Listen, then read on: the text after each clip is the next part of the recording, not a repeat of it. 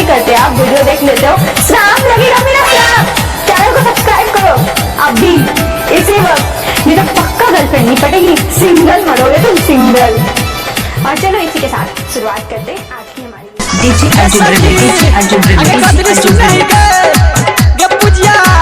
आगे कोई नहीं सुने छे गे रुबिया तोरे कहै छियो गे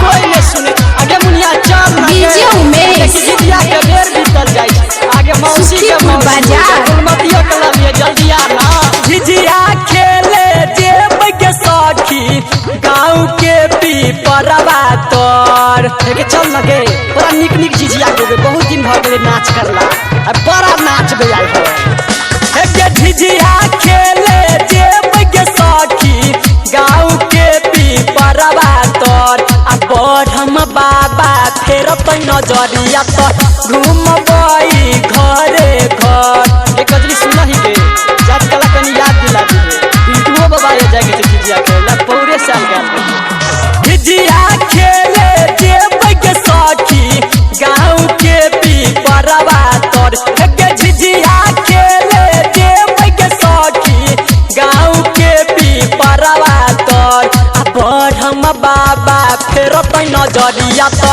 घूमबई घरे घर के बढ़म बाबा फेर तो नजरिया तो घूमबई घरे घर।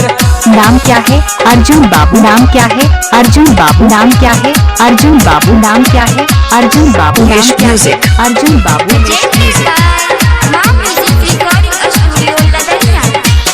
पहिले जेबै पुरनी पोखर पर तब जेबै गुअरवा टोल। अरे हाँ के सखी अरे जल्दी जल्दी चल चल उबाई टोल पछबाई टोल आ बाद में उतरबाइयो टोल न जाए के छै। पहिले जेबै पुरनी पोखर पर तब जेबै कुम्हरवा टोल अर्जुन बाबू बाबा फेर तो नजरिया तो घूमबई टोले टोल बढ़म बाबा फेर तो नजरिया तो घूमबई टोले टोल। हम करला काम Arjun remix, Arjun remix, Arjun remix, Arjun remix. हम तो नाम क्या है अर्जुन बाबू, नाम क्या है अर्जुन बाबू, नाम क्या है अर्जुन बाबू, नाम क्या है अर्जुन बाबू। डीजे उमेश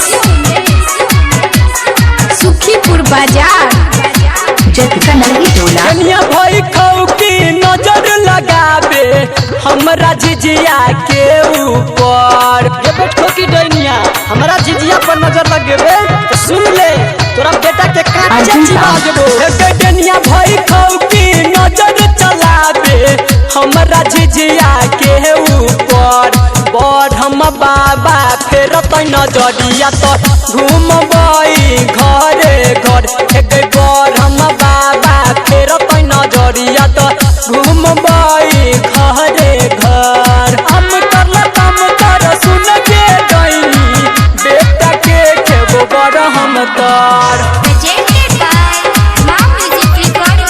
नाम क्या है डीजे उमेश सुखीपुर बाजार राइटर साइलेंडर गीत लिखै छै सुनै में लागै छै बेजोर। अरे हाँ के सखी कते निमन गावे हे गे आ संगे संगे एकरा जे लकै दियै त अपना सब के त गाबहु ने पड़तै हे गे राइटर साइलेंडर गीत लिखै छै सुनै में लागै छै बेजोर। संदीप सुमन झिझिया गाबै छै घुइम घुइम कटोले टोल हे गे अभिमन्यु टाइगर झिझिया गाबै। नाम क्या है अर्जुन बाबू, नाम क्या है अर्जुन बाबू। 9632862067